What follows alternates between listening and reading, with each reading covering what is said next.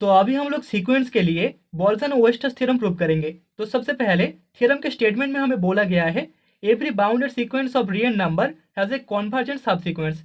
ठीक है, तो रियल नंबर के हर एक बाउंडेड सीक्वेंस के लिए हमें एक कॉन्वर्जेंट सब सीक्वेंस मिल जाएगा।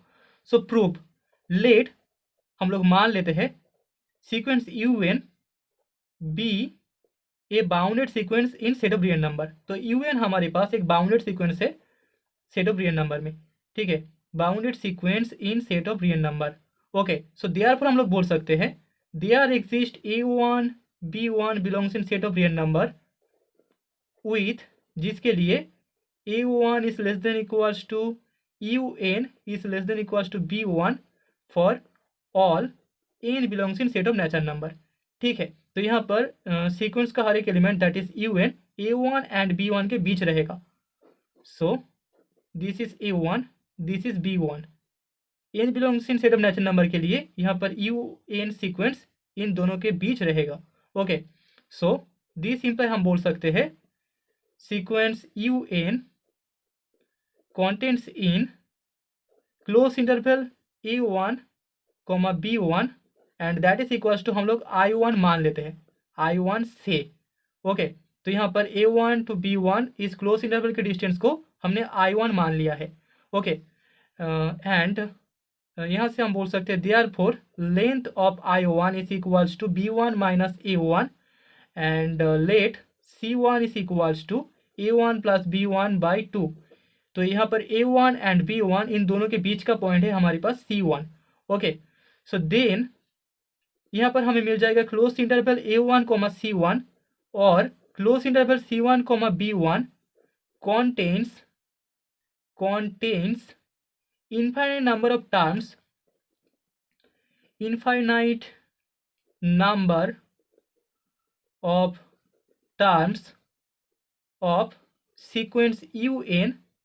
ठीक है, तो इन दोनों इंटरवल में a1 c1 इस इंटरवल एंड c1 b1 इन दोनों क्लोज इंटरवल में भी सीक्वेंस un के इनफाइनाइट नंबर ऑफ टर्म्स रहेंगे, क्योंकि हमें पता है un एक सीक्वेंस है जो कि बाउंडेड सीक्वेंस है एंड इनफाइनाइट सीक्वेंस है। ठीक है, बाउंडेड इनफाइनाइट सीक्वेंस है सिंस हमें पता है अदरवाइज यहाँ पर जो सीक्वेंस un होगा वो i1 से i1 में क्वांटम कर जाएगा which does not hold, जो कि होल्ड नहीं करता, which does not hold। Okay, so we take one such सब interval.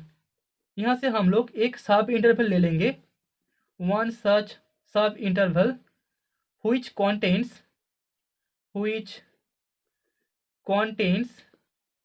Infinite number of terms of un, जिस इंटरवल में हमें इनफाइनाइट नंबर ऑफ टर्म्स मिल जाएगा इस सीक्वेंस का। Okay, infinite number of terms of sequence un। Okay, and let the sequence be, एंड उस सीक्वेंस को हम लोग मान लेते हैं sequence be i2 equals to close interval a2 comma b2। Okay, तो हमारे पास i2 दूसरा सब इंटरवल है, सॉरी सब सीक्वेंस है। ओके, तो यहाँ से हमें जो i2 का लेंथ मिलेगा that will be equals to b1 minus a1 divided by 2 and यहाँ पर i2 कॉन्टेंट कर जाएगा i1 में। हमारे पास जो इंटरवल था that was a1 b1 and in दोनों के बीच था c1। अब इस c1 को हमने मान लिया है c1 equals to a2 and b1 equals to b2। तो इन दोनों के बीच का जो डिस्टेंस है, लेंथ है, उसको हमने i2 मान लिया है। हमें पता था a1 b1 इज i1, तो यहाँ पर c1 b1 is i2। Okay, and let c2 equals to a2 plus b2 divided by 2। तो c1 b1 इन दोनों के बीच जो पॉइंट है दैट इज c2। ओके, तो यहाँ पर i2 i1 में कॉन्टेंट कर जाएगा एंड इस वैल्यू के लिए हम बोल सकते हैं देन जो क्लोज इंटरवल होगा a2 कॉमा c2 और c2 कॉमा b2। ठीक है, a2 comma c2, a2 c2 and c2 b2। Okay, c2 to b2 इन दोनों के लिए हम बोल सकते हैं both interval contents infinite number of terms of U N. इन दोनों इंटरवल में भी हमें इनफाइनाइट नंबर ऑफ टर्म्स मिल जाएगा सीक्वेंस यू एन का, infinite number of terms of sequence you N. otherwise I2 does not contains infinite number of terms, infinite number of terms of sequence un। ठीक है, सो यहाँ से हम लोग बोल सकते हैं वी टेक वन सच सब इंटरवल। ठीक है, तो यहाँ से हम लोग एक सब इंटरवल लेंगे, वन सच सब इंटरवल जहाँ पर व्हिच कॉन्टेंट्स, जो कि कॉन्टेंट करेगा infinite number of terms of sequence un। Okay, so which contents infinite number of terms of sequence un and we call it I3। I3 is equals to हमारे पास होगा close interval A3, B3। ठीक है, तो हमने infinite number of terms of un से एक दूसरा सब इंटरवल ले लिया है, that is I3 equals to close interval A3, B3। Okay, तो अभी I3 के लिए भी हमें लेंथ मिल जाएगा, that is equals to B1 minus A1 divided by 2 square. Okay, and यहाँ पर I3 कॉन्टेंट कर जाएगा I2 में एंड I2 कॉन्टेंट करता है I1 में। ओके, सो हम बोल सकते हैं कॉन्टिन्यूइंग दिस प्रोसेस, अगर हम इस प्रोसेस को कंटिन्यू करें, continuing this process we get a sequence, हमें एक सीक्वेंस मिल जाएगा, sequence IN of closed bounded intervals, of closed bounded intervals, and यहाँ पर टोटल 3 कंडीशन सेटिस्फाई होंगे। ओके, तो पहला कंडीशन है हर एक सबसीक्वेंस IN में सीक्वेंस UN के इनफाइनाइट नंबर ऑफ टर्म्स होंगे।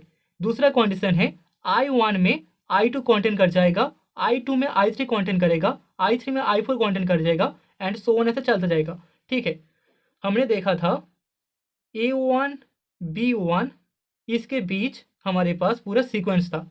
ठीक है, सीक्वेंस UN इसके बीच था। ओके, एंड यहाँ पर A1 B1 इस लेंथ को हमने पहले I1 मान लिया था। ओके, एंड इसके बीच हमें C1 एक पॉइंट मिला था, देन C1 B1 इसके बीच हमें जो लेंथ मिला था दैट वाज I2। उसके बाद हमें C1 B1 के बीच मिल गया था C2, एंड C2 B1 इस लेंथ को हमने I3 माना था। देन I3 के बीच में हमें मिलता C3 एंड C3 B1 के बीच जो लेंथ होता that will B I4। Okay, तो यहाँ से हम बोल सकते हैं I1 में I2 कॉन्टेंट कर जाता, I2 में I3 कॉन्टेंट करता, I3 में I4 कॉन्टेंट करता। ठीक है, एंड इस प्रोसेस को अगर हम कंटिन्यू करें तो ऐसे हमें मिलता जाता। Okay, and the third condition is यहाँ पर length of IN equals to हमें मिल जाता B1 minus A1 divided by 2 the power n minus 1। That is the formula for n belongs in set of natural number. That is हम लिख सकते हैं limit n tending to infinity के लिए हमें length of IN equals to 0 मिलता। So therefore by Cantor's nested interval theorem हम बोल सकते हैं, by Cantor's nested interval theorem, nested interval theorem, यहाँ पर हमें मिल जाएगा intersection n equals to 1 to infinity IN is equals to alpha. Okay, so therefore यहाँ पर अल्फा बिलोंग करेगा IN में for all n belongs in set of natural number. So here limit n tending to infinity modulus IN is equals to 0। तो इसके लिए late us choose, अभी हम लोग चूज करेंगे, let us choose and epsilon greater than 0, therefore there exist a natural number k such that, जिसके लिए हमें मिल जाएगा absolute value of length of IN minus 0 which is less than epsilon for all n greater than equals to k। Okay, and this imply हमें IN का जो modulus value मिलेगा वो लेस देन होगा एप्सिलॉन से for all n greater than equals to k, and this imply ik will be less than epsilon. Okay, so here alpha belongs in ik and modulus of I K is less than epsilon. This simple हम बोल सकते हैं यहाँ पर आई के content कर जाएगा neighbourhood of alpha coma epsilon में. ओके, सो सिंस आई के contents infinite number of terms of UN, क्योंकि आई के सब सीक्वेंस में हमें इनफाइनाइट नंबर ऑफ टर्म्स मिल जाता है सीक्वेंस यूएन का, infinite number of terms of sequence un. So therefore हम लोग बोल सकते हैं therefore neighbourhood alpha coma epsilon also contents infinite number of terms of un. ठीक है, तो इस नेबरहुड में भी हमें un सीक्वेंस का इनफाइनाइट नंबर ऑफ टर्म्स मिल जाएगा, infinite number of terms of sequence un. Okay, तो यहाँ से हम लोग बोल सकते हैं this imply alpha is a subsequential limit of sequence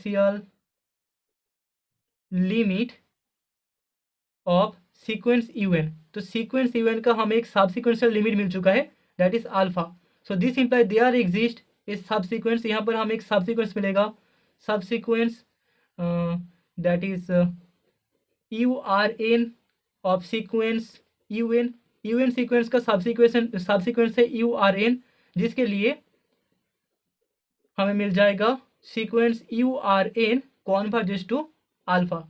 okay, तो यहाँ पर हमने शो कर दिया सीक्वेंस un का एक सबसीक्वेंस होगा urn and urn sequence converge करेगा अल्फा में. सो this imply un has a convergent subsequence. तो हमने यहाँ पर प्रूव कर दिया un सीक्वेंस का एक कॉन्वर्जेंट सबसीक्वेंस होगा. Okay, convergent subsequence, and that is the result. So hence the Bolzano-Oester's